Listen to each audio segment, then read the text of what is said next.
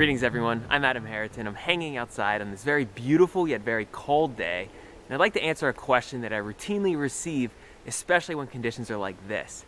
And the question is it safe to harvest and consume frozen wild mushrooms? Now I'm not talking about foraging mushrooms when it's warmer outside, then bringing home those mushrooms and freezing them as a way to preserve them. I'm talking about going out when conditions are like this and finding mushrooms that are frozen, then consuming those. Now, it might come as a surprise for some of you to learn that you can find mushrooms even when it's really, really cold outside. Now, winter might not be the most optimal time to hunt mushrooms compared to late spring, summer, and autumn, but if you time your hunt perfectly and the conditions are right, you can probably still find some edible mushrooms, but they might be frozen. So is it safe to forage those frozen mushrooms and then consume them? Well, the answer, which is the answer to most good questions in life, is it depends. It depends on many factors, each of which we will discuss in this video. So before we discuss those factors, let's go take a walk around and see if we can find some edible frozen mushrooms, and then go over some of these points one at a time.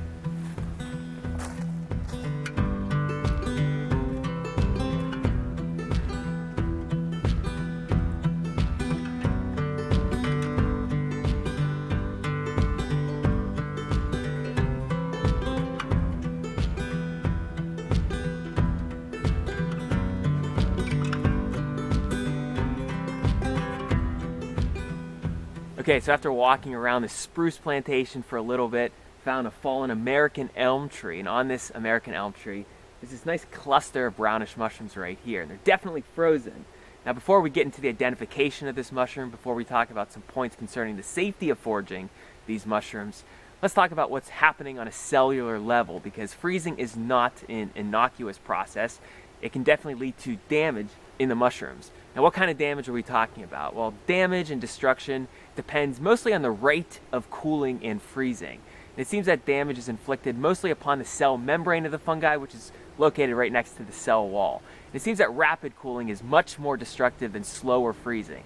Now, in wild situations like this, freezing is considered to be slower because it can take many, many hours for mushrooms to freeze compared to what can be achieved in a laboratory, where you can expedite that process.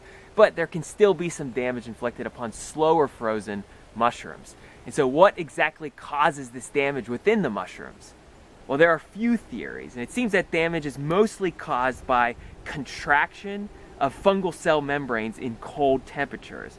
Also, damage can be caused by the formation of intracellular ice crystals during freezing, causing physical stress and the rupturing of the cell membrane. Now the big question is, does any of this damage lead to any observable or experiential effects? Well, perhaps there's no better mushroom to use as an example in this situation than this one right here. So which mushroom is this? Well, this is Flammulina velutipes, better known as the winter mushroom or enoki, enokitake, velvet shank, velvet foot. Now this mushroom is edible, but it's not really considered, at least by me, to be a beginner's mushroom. If you're interested in positively identifying this fungus, I have an entire video dedicated to the identification of Flammulina velutipes. So I encourage you to watch that. But briefly, this mushroom definitely grows on wood, so it's a decomposer of wood.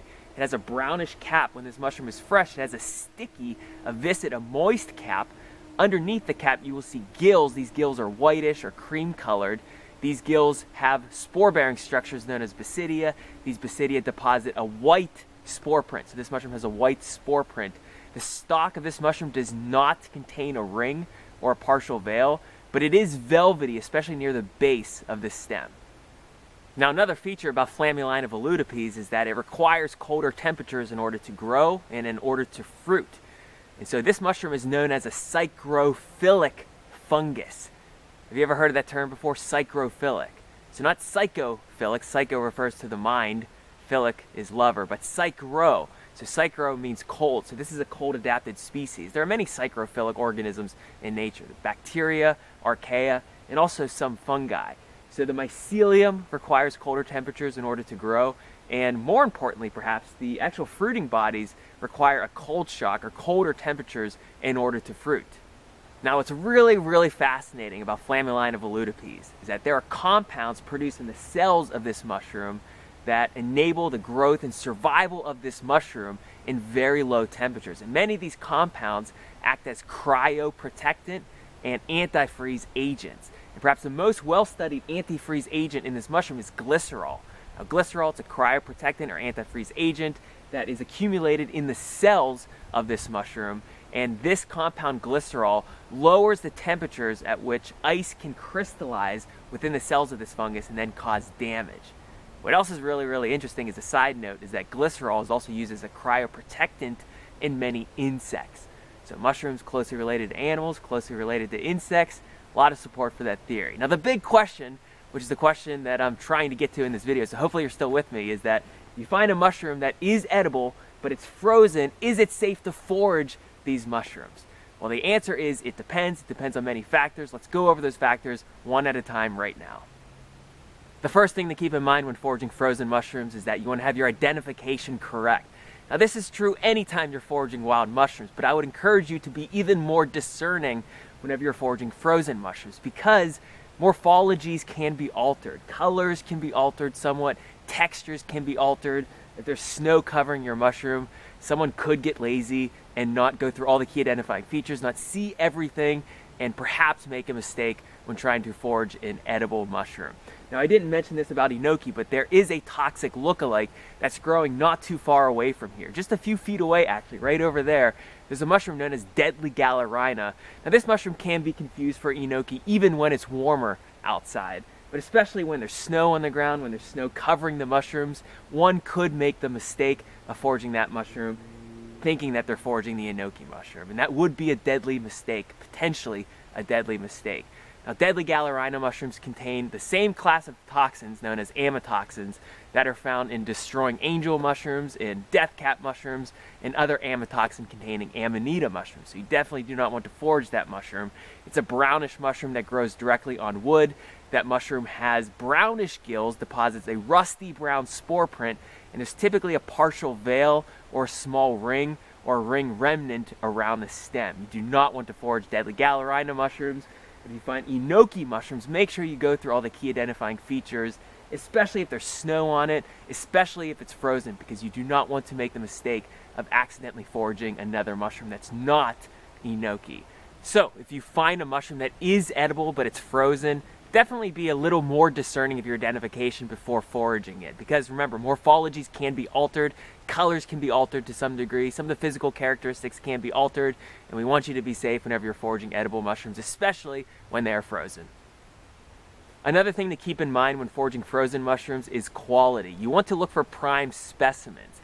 Now, although all the points that I'm discussing in this video are important, this is among the most important points to keep in mind when foraging frozen mushrooms. Look for prime specimens, the one that froze at the peak stage of harvesting or a little before their peak stage of harvesting. Once you see mushrooms that are past their prime, then they froze, I would avoid those. I would not harvest those. But when I take a look at these enoki mushrooms right here, it looks like they froze before their peak stage of harvesting, or maybe right at their peak. I don't see any signs of insect damage. I don't see any rotting tissue. It looks prime, then it froze. But if I would see insect damage, if I would see missing pieces on it, if I would see decomposing material or cap tissue that looked necrotic, then I would definitely not forage these mushrooms. But it looks like it was prime when it froze, so I would consider foraging these ones right here, and then cooking them up whenever I arrive home. But let's take a look around this log, because there are more clusters at different stages of harvesting or at different stages of growth.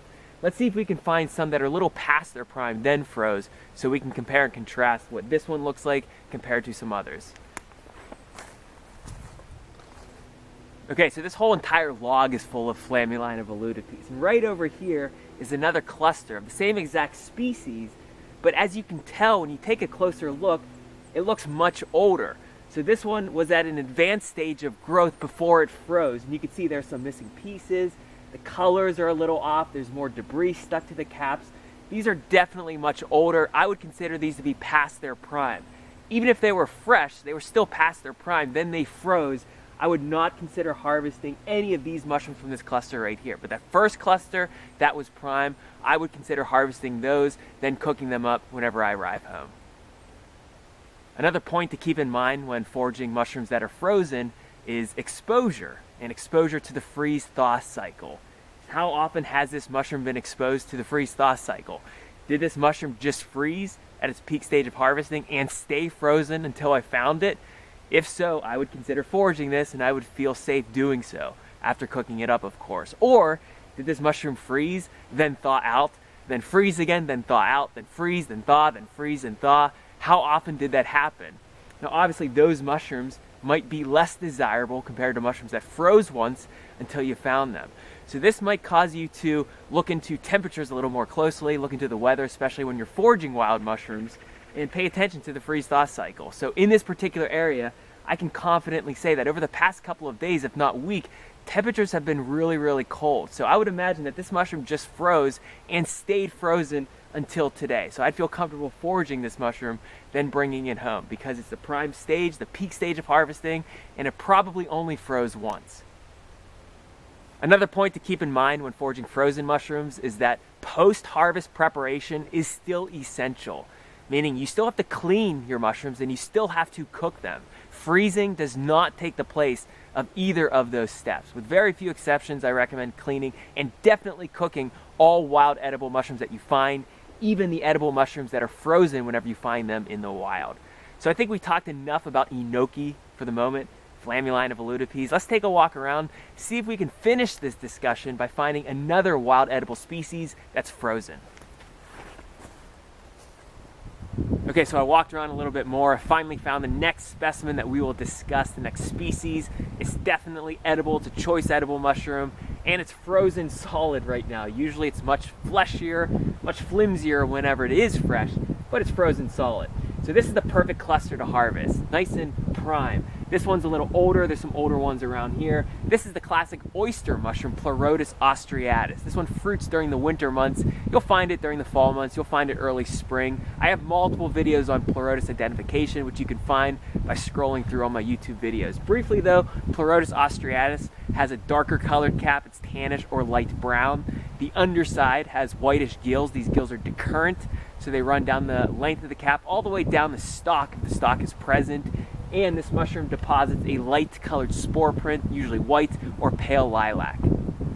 Another feature about oyster mushrooms, Pleurotus austriatus, is that they typically fruit from dead trees, stumps, snags, or logs. This is a dead American elm tree, Ulmus americana. Enoki was fruiting from Ulmus americana as well. I'm seeing a lot of dead elm trees in this area.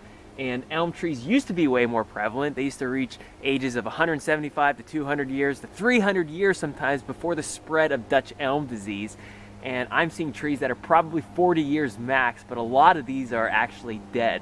And elm trees used to be co-dominant canopy species of floodplain forests of major rivers in the northeastern and prairie regions of the United States many, many decades ago. Not so much anymore. But fortunately, we're seeing a lot of edible mushrooms associated with these dead elms, including these oyster mushrooms and the enoki mushrooms. So let's continue our discussion of points to keep in mind when foraging edible mushrooms that are frozen. Now, another point to keep in mind whenever you're foraging frozen edible mushrooms is that the texture can be altered. Now, we talked about texture as it related to morphological features. When I said the color can be altered, some of the texture can be altered whenever you're trying to positively identify a frozen edible mushroom. But specifically whenever you bring it home and you want to cook it up, keep in mind that the texture can be altered and not always for the better. Now with the oyster mushroom, it doesn't really bother me if the texture is altered because this one's kind of firm to begin with, so it doesn't change that much. The same would be true with some of the other firmer edible mushrooms if they would freeze. Enoki doesn't seem to be a big issue either, but if I would happen to find a mycorrhizal fungus, maybe in early November that froze, the texture might be altered significantly and I might just pass on that mushroom altogether. So just keep that in mind. When foraging frozen mushrooms, oyster mushrooms might be alright, enoki mushrooms might be alright, but a lot of the other ones that are out there, the texture might be altered significantly, not always for the better, and you might want to consider passing those species altogether. Another point to keep in mind when foraging frozen mushrooms is the topic of undesirable guests. And here I'm talking about unwanted bacterial or mold species. If your mushroom is undergoing multiple freeze-thaw cycles, especially during those thaw cycles, there is a small chance perhaps that your mushroom could harbor more bacterial or mold species that you wouldn't want on there. There's nothing conclusive on this, but I've heard some anecdotal reports of people trying to clone mushrooms and tissues from frozen specimens, frozen wild specimens, seem to, at least in their experiences, harbor more bacterial and mold species, seem to be more prone to bacterial and mold overgrowth. But two things about that. Number one, that doesn't mean that the bacterial and mold are pathogenic to humans. And number two, you can mitigate that risk of consuming pathogenic mold and bacterial species by just cooking your frozen mushrooms, which I always recommend, and definitely cooking them well. And the last point I'll mention whenever it comes to foraging frozen wild mushrooms is to prioritize. Personally, I'm way more likely to forage frozen edible mushrooms whenever they are choice edible mushrooms that I love and enjoy, like oyster mushrooms and enoki mushrooms. And I'm less likely to forage frozen edible mushrooms that are decently edible or moderately edible. And I think there's something to be said about the cold hardiness of mushrooms and foraging cold hardy mushrooms in the cold temperatures and not worrying too much about them so long as they are prime specimens. You know, these mushrooms have evolved over a long period of time to not only survive but thrive and reproduce in very, very cold temperatures. You know, we talked about that cryoprotectant property of Flammuline of Eludipes. It has that glycerol compound. It's an antifreeze compound that is dissolved in the cell cytoplasm, and this prevents ice crystallization and damage to the cell membrane. Perhaps the same quality is found in oyster mushrooms, and I don't know if the same could be said for mushrooms that thrive during the spring, summer, and early autumn months. And perhaps that's why the texture is more altered in some of those species compared to a cold hardy species that has adapted over a long period of time to these cold temperatures. But whenever it comes down to it, simply prioritize, go for the choice edible mushrooms that you love and enjoy, so long as they are edible. Even if they're frozen, just make sure that they are prime specimens.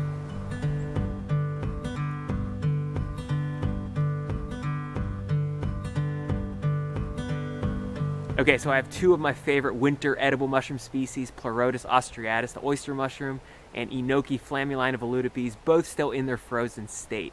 And hopefully this video helped to clear up some confusion that you had regarding the foraging of edible mushrooms in their frozen state. But honestly, just use your best judgment. Personally, you know, I've been doing this for many years and I've never gotten sick foraging edible mushrooms in their frozen state so long as they were prime specimens. And such is the case with these specimens right here. So maybe watch this video again, and as long as you paid attention to those practices that I mentioned in this video, then you can help to mitigate risk in your foraging practices as well. Thanks so much for watching this video. As always, I truly appreciate it. If you enjoyed the video and you're not subscribed to the YouTube channel, feel free to subscribe to the Learn Your Land YouTube channel. We could also stay in touch through the email newsletter that I send out periodically. So head on over to learnyourland.com, sign up for the email newsletter, and you can follow me on social media on Facebook and Instagram at Learn Your Land. Thanks again. Happy frozen edible mushroom hunting.